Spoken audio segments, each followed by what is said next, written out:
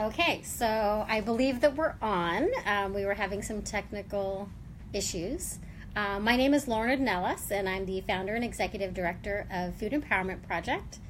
And I'm here with Erica Galera, who is behind the camera, but will soon be next to me, which I'm very happy about. Thanks to everybody who suggested we get a little tripod for these live videos that we do. So the talk today is going to be about farm workers and the connection with veganism.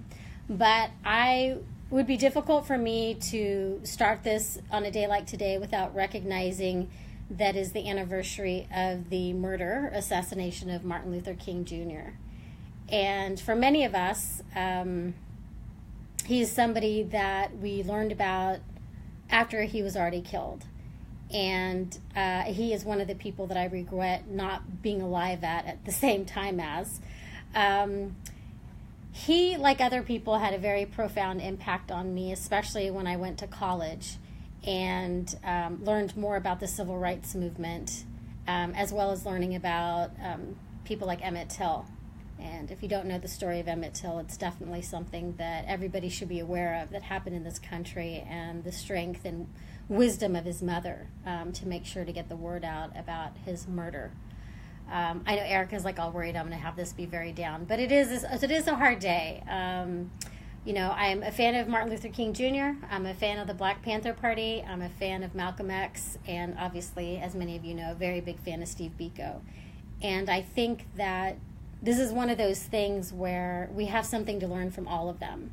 And there's just different pieces that will speak to us, and I think that it's always important to learn from others who are fighting for social justice causes and see what we can take away from that. One of the things I love about MLK Jr. was the fact that he connected these issues, and I talk about this a lot when I give presentations, but that he obviously fought for civil rights, he fought for the rights of his people, but he also talked against the Vietnam War, which was impacting his communities. He also spoke about the plight of the poor and janitors, which again was speaking to his people. So in my mind, he really was connecting these issues and showed how they were connected, but focused on them in different ways.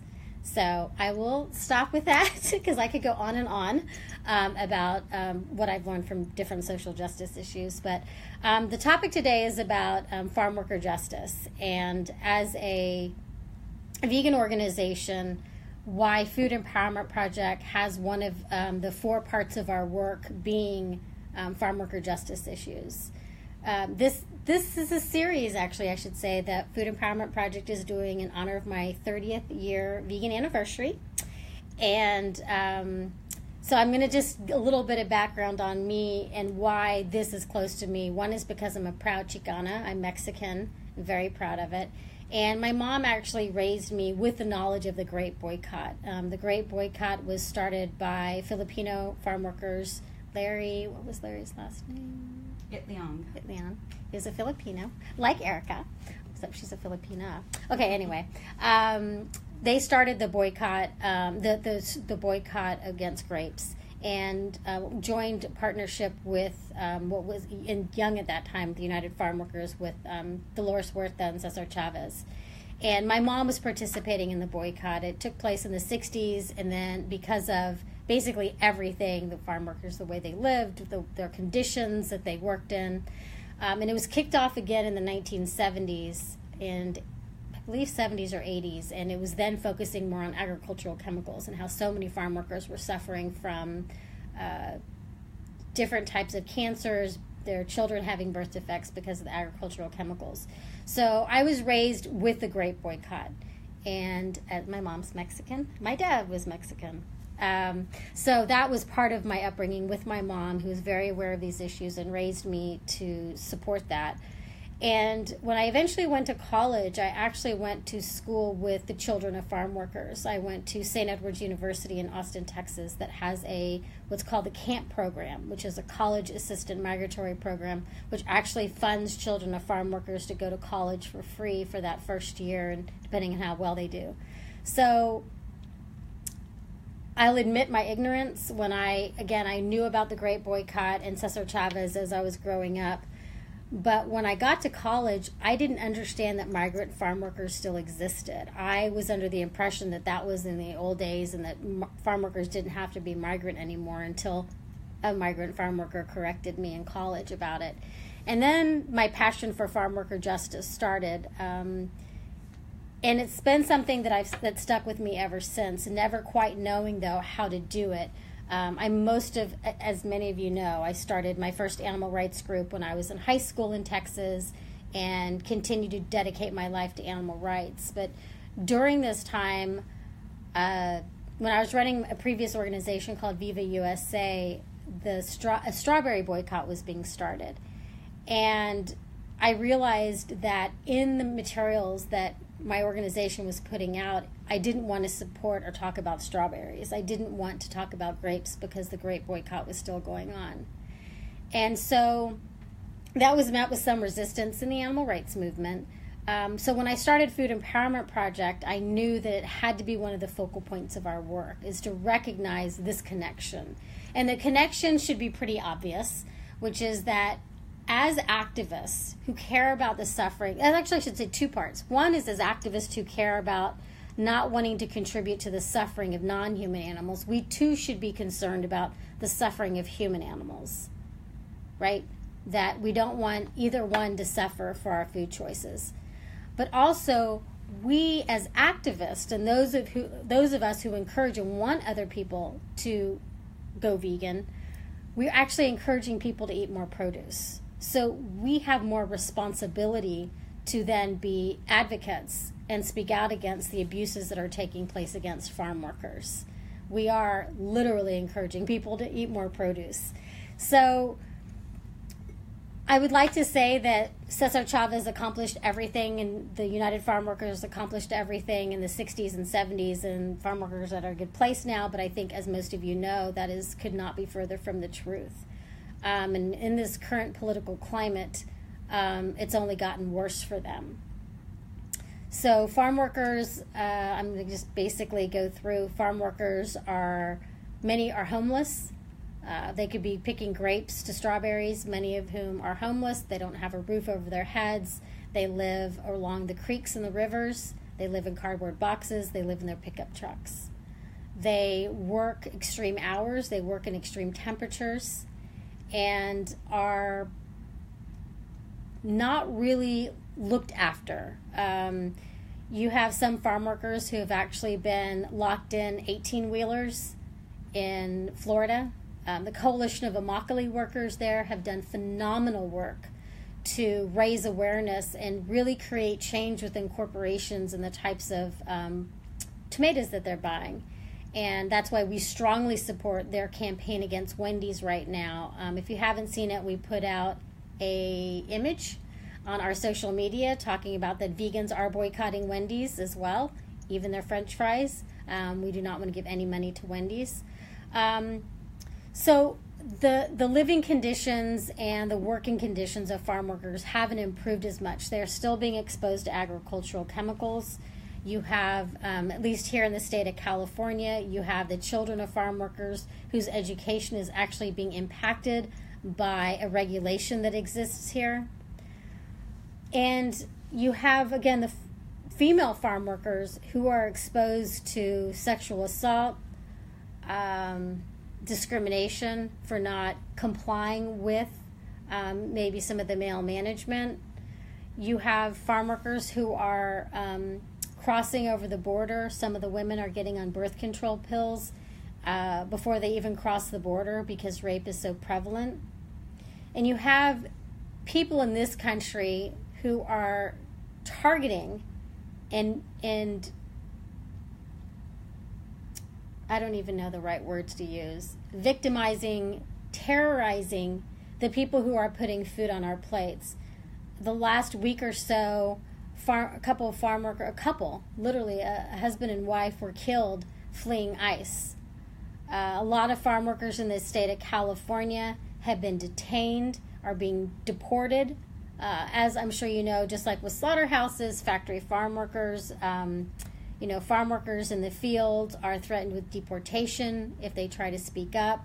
So we're talking about all aspects of their lives being impacted, from they themselves, where they work, where they live, to their children's education being impacted. So that's why Food Empowerment Project really wants to remind vegans the importance of where our food comes from. And it's not just the non-human animals, it is also the human animals who are impacted. So that's some of the reason why we're doing this, is to make sure that people are aware of what farm workers go through. It's not just the past, it's the here and now. And you have a lot of corporations that are completely profiting off the lives of these farm workers, some who actually die because of heat exposure. And this isn't just here in California, it's happening all over the country, and in fact in other places of the world.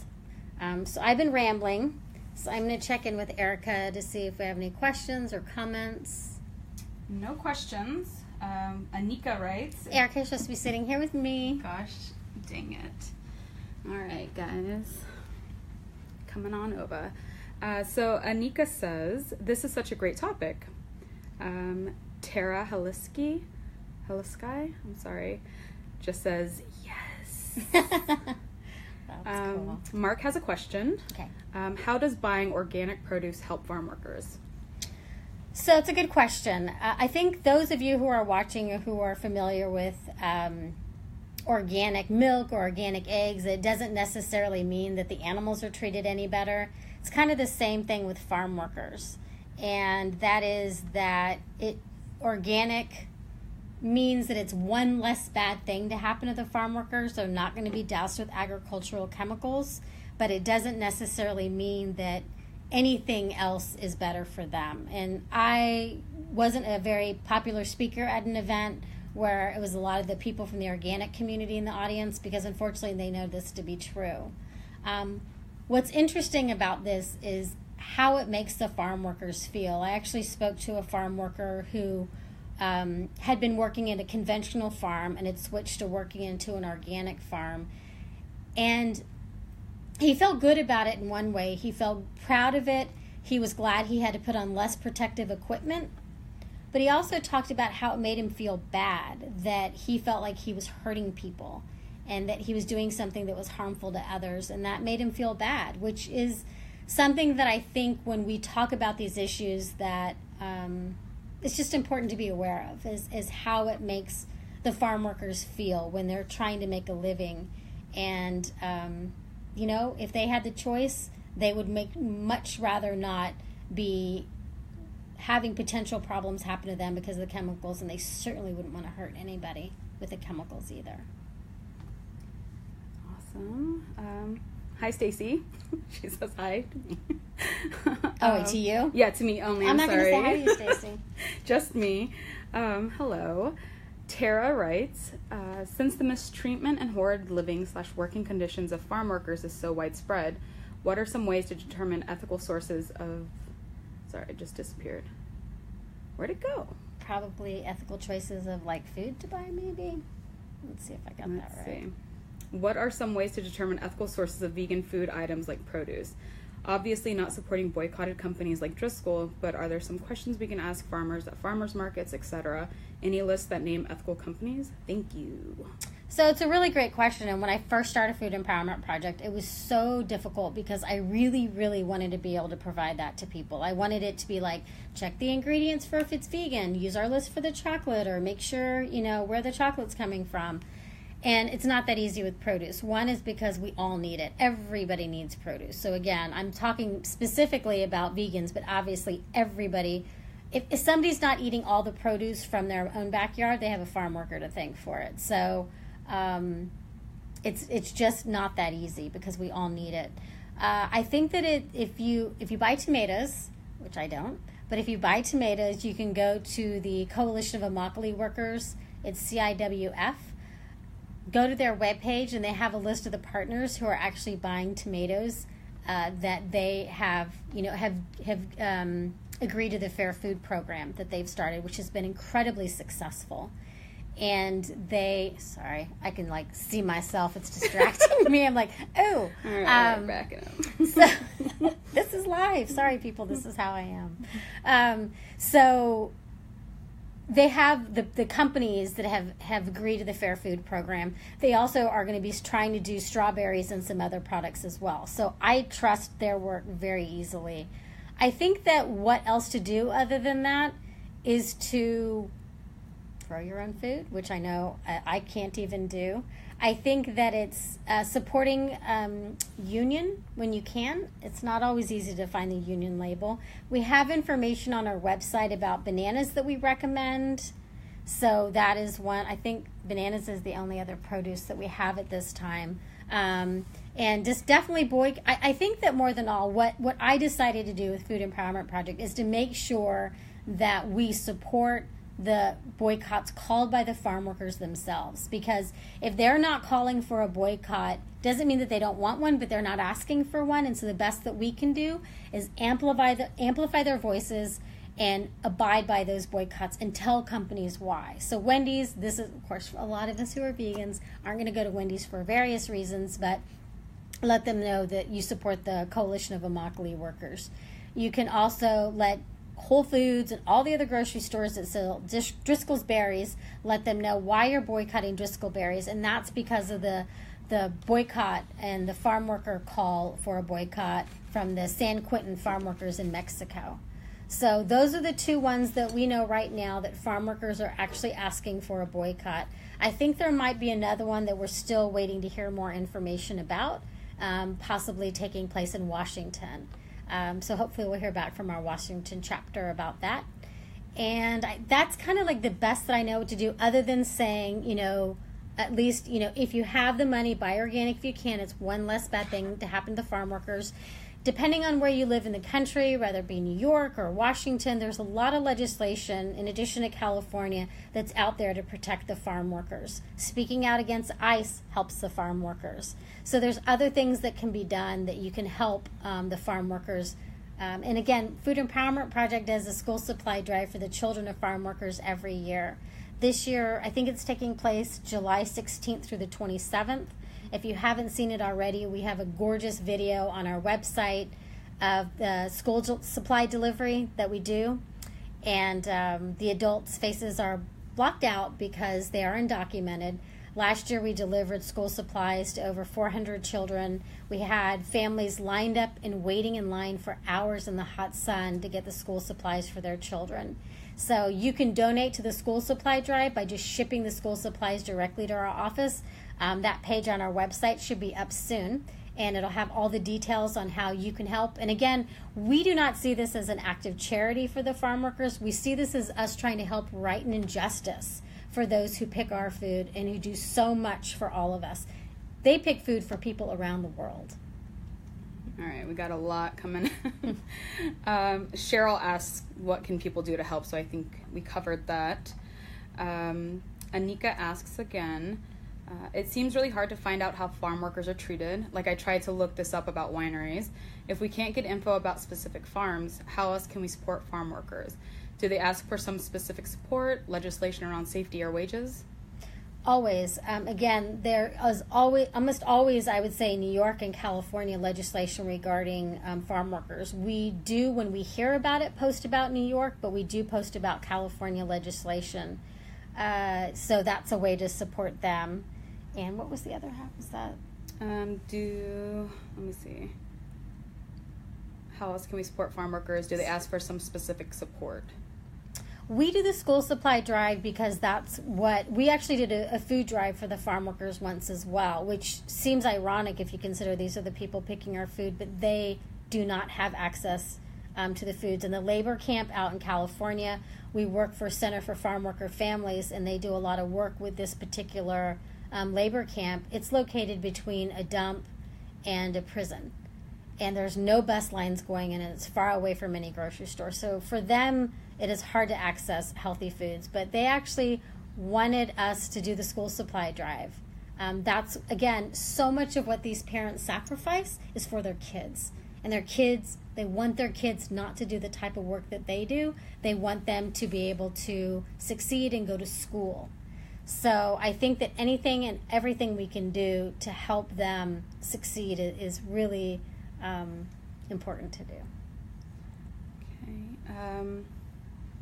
Let's go down. Maritza says hello to Daniela. Hi, Daniela Maritza. We'll say hi, too. Let's go up. Tara says, how do we find out which produce is more ethically produced? And I think you kind of have been going over everything, and it's really hard. Stacy says hi to you as well. About time, Stacy. Tara, we already went over that. Sorry, Tara.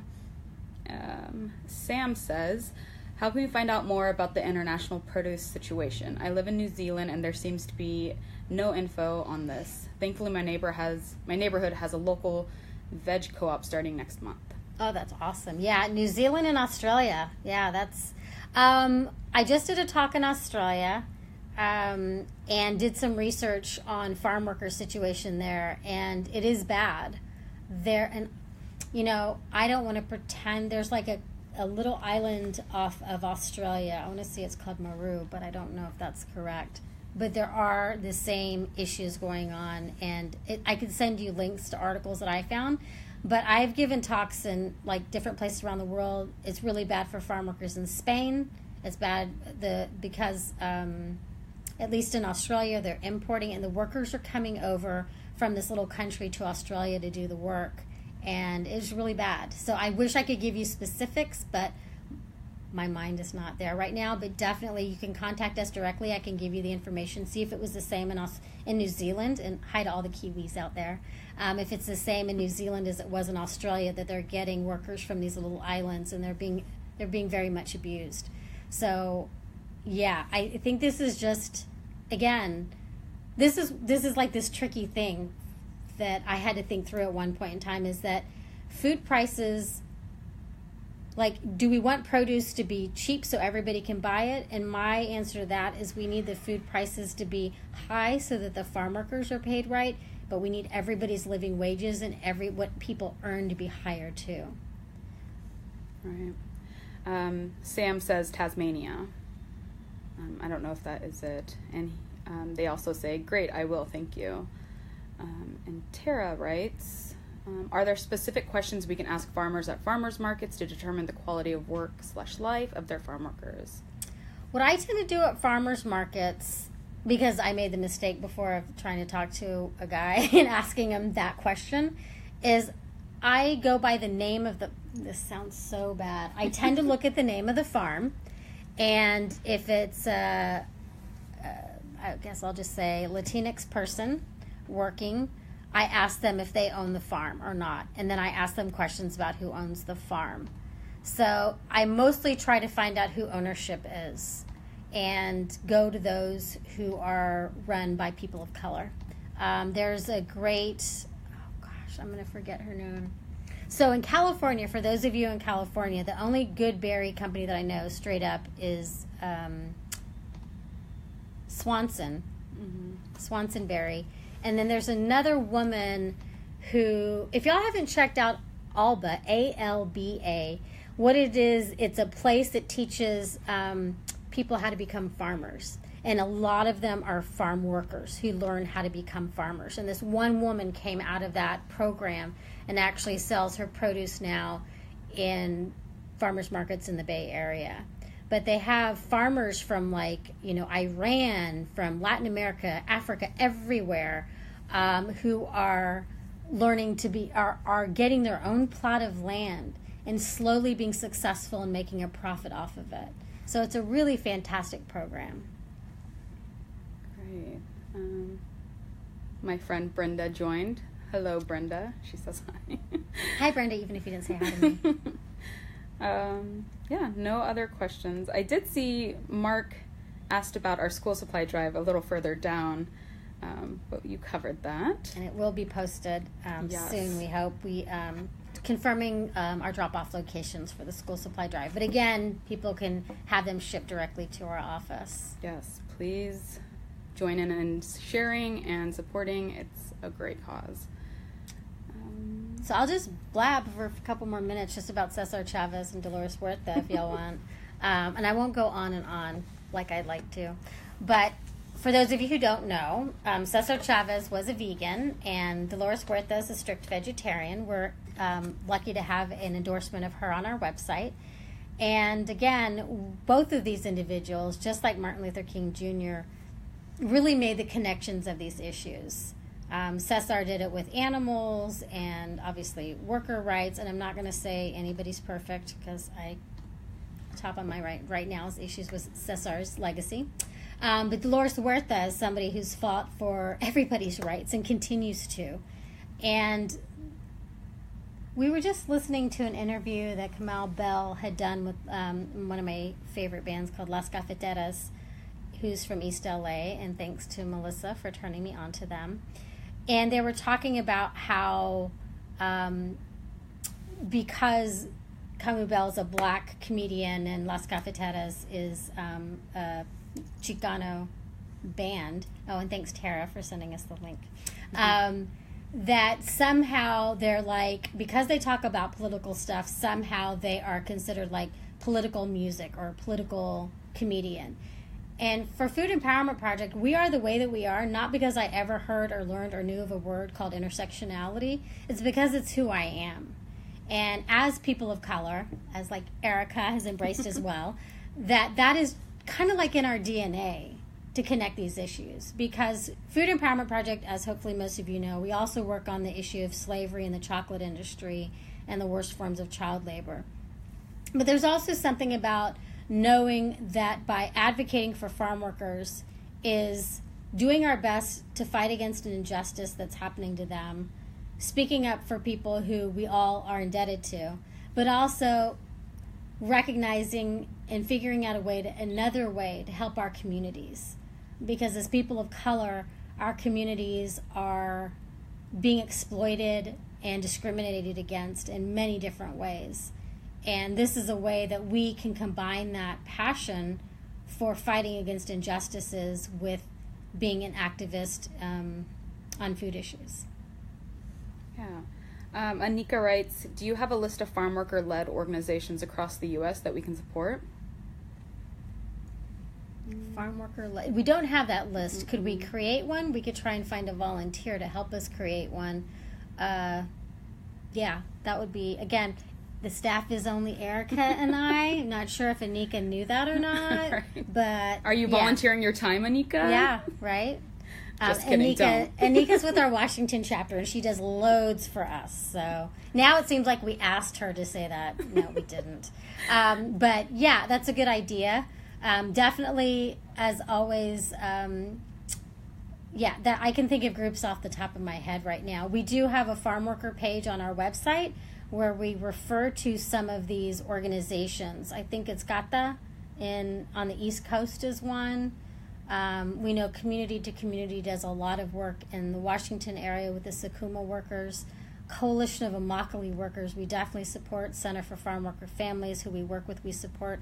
We also work with another organization up here in Sonoma County that pretty much they don't even speak Spanish. They speak their indigenous dialects from different parts of Mexico. So, it'd be great to create that list, but we do not have one right now. Tara writes, are there any food empowerment project chapters in Canada? It's kind of going back to Anika. Yeah. Anika is our amazing volunteer up in Seattle, who is going to be reaching out to all the we have a lot of interest for chapters. If you have not emailed us about your interest in starting a chapter, send us an email. Anika and I are finalizing the chapter criteria. Anika started our first and only chapter, which is in Washington State, and they're all done by volunteers because, again, we don't have the budget to pay. We want to. We're just not there yet, but we're hoping to be. But Anika is going to help us get these chapters going. Stacy writes, how can you make reoccurring monthly donations to support the awesome work FEP is doing? Thank you, Stacy. You can donate on our website. There's a donate button, and you can indicate on there how often you want the donations to occur.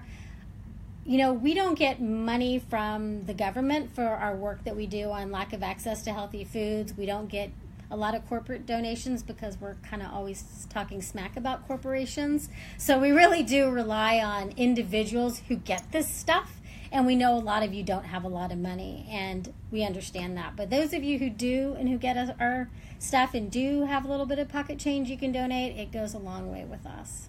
Yes, please. There's my little bag. Please.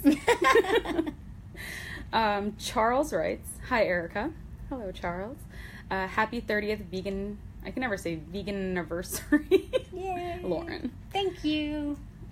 Monica writes, "Sorry if you already went through this, but I've seen Driscoll's berries with a fair trade logo. Obviously, I'm not buying them. How did they get that designation? It seems bizarre and misleading to others who haven't researched it." Yeah, I did not know they were having the fair trade logo. What we do know about the Driscoll's campaign is that there's a Driscoll's boycott called by the Sakuma farm workers up in Washington, and then there were also issues with the San Quentin farm workers in Mexico. The Sakuma farm workers called off their boycott because they were in negotiations, and they have signed a contract now with Driscoll's. But there's no way to know which of the berries is coming from Washington and which of the berries are coming from Mexico. So that's why the boycott still stands in support of those farm workers in San Quentin. I don't know that they put fair trade on their berries because of the Washington. That's something that we can look into. Maybe we can have somebody in our Washington chapter look into it to see if maybe the fair trade ones mean that they're coming from the Sakuma area, Sakuma workers. So we can look into that. But thanks for letting us know. We didn't know. Yeah, and that's no questions, no comments, no nothing. What else can we talk about? Are we done? Just kidding. I guess we're going to do another one of these next week. What's that one on? Next Wednesday. That will be on... Let me check my handy-dandy calendar here. Oh, sorry, not that. Chocolate. Ooh. Maybe we should eat chocolate when we're talking about chocolate. I think then we we're going to make everybody definitely want chocolate. Yes. You can meet us at a tabling event we go to and buy chocolate from us. Yeah, we should be tabling soon, too. Yes. Monica says thank you with a heart. Aw. Anybody else? Well, just so y'all know how extreme I can be. When I was boycotting grapes, I boycotted grape soda, grape gum, wine, raisins, you name it. And so now I'm addicted to grape. I know I'm like outed myself just now for liking grape soda, but I do. That's so great. Stacy says, "Yay!" Tara says, "Thank you so much for this information and all your hard work." And Jim says, "Thanks for your amazing work and for turning me on to Las Cafeteras." Oh, yes. Oh, my God. Their album's so great. One other thing, in terms of documentaries, if you want to watch more about the farm worker issue, my mentor, who passed away a few years ago, did a documentary called The Harvest. And for vegans, just heads up that there is a scene in there where the farm workers are given a pig. But it is a good documentary. There's also Food Chains, which talks about the coalition of Immokalee workers and their campaign against Publix, and of course their victories. I know there's some other documentaries out there, but those are the two that I can think of right now. So, yeah, they're great. Charles is asking what countries does the chocolate list cover, but I think we're gonna cut off and we'll cover that next Wednesday. And last, Sam says, "Thank you. You are inspiring." Thanks everybody for tuning into this and for caring about farm workers. I truly believe that, we can amplify their voices and make sure that they get heard and make sure that they know we have their backs and we care about them and we thank them and appreciate everything that they do for us, and we won't tolerate anybody letting them think otherwise. So thanks, everybody. Thank you. Thanks, Erica. You did a great job as always. Thank you.